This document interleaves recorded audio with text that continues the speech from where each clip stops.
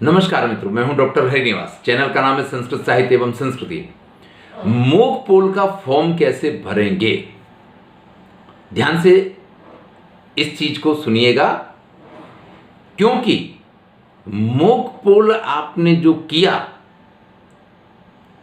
वो तो आप जानते हैं, आपका एजेंट जानता है क्या हुआ कैसे हुआ, लेकिन इसका रिपोर्ट जो है वो अगर पूरी तरीके से ठीक ठाक है तो कोई समस्या नहीं आएगी। और मोक पोल कितना भी अच्छी तरीके से आप करेंगे, लेकिन अगर उसका फॉर्म भरने में आपने गड़बड़ कर ली तो बहुत बड़ी समस्या है। तो ध्यान दीजिएगा, ये मोक पोल का फॉर्म आपको कैसे भरना है। सबसे ऊपर आपके जो भी विशिष्ट आदर्शक सिक्का है उसको मार देना है। जहां पे नाम लिखा जाना वहां पे लोकसभा विधानसभा जहां का हो उसके हिसाब से आपके बूथ का जो नंबर है उसकी एंट्री होगी। सुबह 6 बजे आपने मोक पोल का आयोजन किया था। अगर मान लीजिए एजेंट थोड़ा लेट आए हैं तो आप 6:15 का टाइम भी लिख सकते हैं। 6:15 से लेट ये टाइम नहीं होना चाहिए। इसके बाद आपके कंट्रोल यूनिट का नंबर लिखा जाएगा, आपके बैलेट यूनिट का नंबर लिखा जाएगा, यानी CU, BU और वीवीपैट, इन तीनों के नंबर लिखे जाएंगे। यहां पे प्रत्येक उम्मीदवार नोटा के साथ उसको कितने कितने मत आपने दिए हैं, उन मतों की संख्या यहां आपको लिखनी है। मान लीजिए आपके यहां 5 ही मतदाता थे नोटा के साथ में, और 50 का मतदान आपको करना, तो आपने प्रत्येक को 10-10 मत दिए होंगे। इसलिए यहां आपको लिखेंगे कि नोटा के साथ सबको 10-10 मत दिए हैं। अगर आपके यहां 7 उम्मीदवार थे तो 7 सत्ते 49 हैं, तो प्रत्येक को आप 7-7 देंगे और किसी एक को आपको 8 देने पड़ेंगे हैं। तो इस प्रकार से यानी कुल प्रत्येक उम्मीदवार को कितने कितने मत दिए गए हैं उनकी संख्या यहां पे देनी है।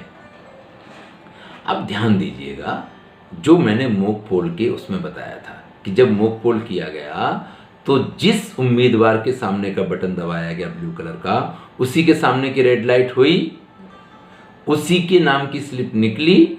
इन सब के जवाब आपको हाँ में देने हैं। अब जो सबसे महत्वपूर्ण है, आपको यहां पे इन सब की एंट्रियां करनी है। तो उम्मीदवार के नाम जो हैं, नोटा और नोटा के अलावा जो भी उम्मीदवार हैं उनके सबके आपको नाम लिखने हैं। तो जो इसका तीसरा कॉलम है उसमें पूरा एक लिस्ट आपको तैयार करना पड़ेगा, जिसमें उम्मीदवार का नाम लिखना पड़ेगा, इसमें नोटा भी लिखना पड़ेगा, और इस सब में किसके नाम के सामने कितने मत डाले गए हैं वो लिखना है। दूसरे में जब आपने CU में रिजल्ट चेक किया तो कितने कितने मत किसके नाम के निकले हैं वो लिखना है। और तीसरे में वीवीपैट में से जो आपने स्लिप निकाली है उनमें किसके नाम की कितनी कितनी निकले हैं वो आपको लिखना है। अब आप समझ लीजिए, आपने जो वोट दिए हैं, किसको कितने वोट दिए वो लिखना है, कंट्रोल यूनिट में किसके नाम के कितने निकले वो लिखना है, और वीवीपैट में से स्लिप किसके नाम की कितनी निकली हैं वो लिखना है। यानी इनकी तीनों संख्या ये कॉमन होनी चाहिए। आप कहते हैं कि मैंने एक को दिए थे 5 मत, और फिर आप लिखते हैं कि उसको मिले 4 मत और वीवीपैट में से स्लिप 4 निकली, यानी गड़बड़ है। तो इन तीनों कॉलम की संख्या कॉमन होनी चाहिए। कहीं भी भूल से भी गड़बड़ हो गई तो सब बेकार हो जाएगा। तो मोक पोल के दौरान किस मतदाता को कितने मत दिए उसमें जो संख्या लिखेंगे, कंट्रोल यूनिट में से उतने ही मिलेंगे, और वीवीपैट में से उतनी ही स्लिप होनी चाहिए। अब देखिए, उन दोनों को तो आप कुछ भी लिख दें, लेकिन वीवीपैट में से 50 स्लिप निकली हैं, उनको आपको कवर में पैक करके और भेजना है। तो बेटर ऑप्शन क्या है कि आप वीवीपैट की स्लिप ले लीजिए और उन स्लिप की संख्या पहले एंट्री कीजिए कि भाई 1 नंबर के नाम की 5 स्लिप निकली, 2 नंबर के नाम की 5 स्लिप निकली, 3 नंबर के नाम की 5 स्लिप निकली, 7 नंबर के नाम की 5 स्लिप निकली, और 8 नंबर के नाम की 8 स्लिप निकली। तो ऐसी कंडीशन में जिसके नाम की जितनी जितनी स्लिप निकली हैं, आगे के 2 कॉलम में भी आप उनकी एंट्री कर सकते हैं।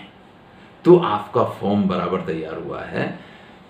मैं आपसे ये बिल्कुल नहीं कह रहा हूं कि आपको गलत करना है, ये गलत करने के लिए ये तरीका आपको नहीं बता रहा हूं। मेरा आज से सिर्फ इतना है यहां पे कि आप जब ये फॉर्म भरें तो इन सब की संख्या कॉमन होनी चाहिए। अब चूंकि आपने पहले इन सब चीज़ों को चेक कर लिया है, कहीं कोई गड़बड़ नहीं थी, एक नंबर को बटन दबाओ, बटन दबाया, एक नंबर के सामने की लाइट हुई, एक नंबर के सामने की स्लिप निकली है, ये सब अगर आपने 50 मत तक चेक किया है, तो अब लिखने के टाइम पे आप अगर वीवीपैट के हिसाब से भी ये पूरी चीज़ें तैयार कर देंगे तो ये रिजल्ट में आपके में कभी भी कोई भी गड़बड़ नहीं होगी, ऐसा मैं आपको समझाना चाहता हूँ।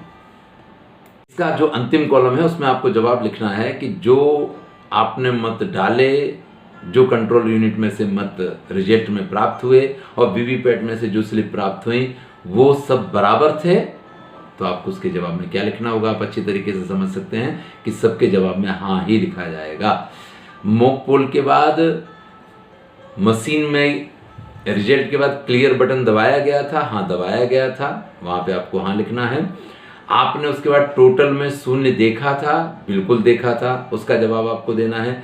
मॉक पोल के समय जिन उम्मीदवार के एजेंट वहाँ हाजिर थे उनकी सिग्नेचर आपने करवाई है, उसके बारे में आपको लिखना है। तो अब इस जगह पे जो एजेंट वहाँ हाजिर थे वो किस पक्ष से संबंधित थे, किस उम्मीदवार से संबंधित थे, और मतदान एजेंट की सिग्नेचर ये आपको करना। देखिए मतदान एजेंट का नाम लिखना है, वो किस पक्ष से हैं, किस उम्मीदवार के एजेंट हैं, और उनकी सिग्नेचर लेनी है। ये कॉलम जो है वो मैं आपसे पहले भी कह चुका हूँ कि कई बार ऐसा हो सकता है कि 6 बजे आपको मॉक पोल करना है और एजेंट उपस्थित ना हो, आपने मॉक पोल शुरू कर दिया है, लेकिन जब वो आ गया तब से आगे की पूरी प्रोसेस वो देख लेगा। और इस पे आप उसकी सिग्नेचर लेना ना भूलें, इस पे उसकी सिग्नेचर अवश्य करवाएं और नीचे अपनी सिग्नेचर करें। धन्यवाद। मॉक पोल का सर्टिफिकेट बड़ा ही महत्वपूर्ण है, इसको भरने में जरा सी भी गड़बड़ नहीं होनी चाहिए, नहीं तो आप समस्या में पड़ सकते हैं। धन्यवाद।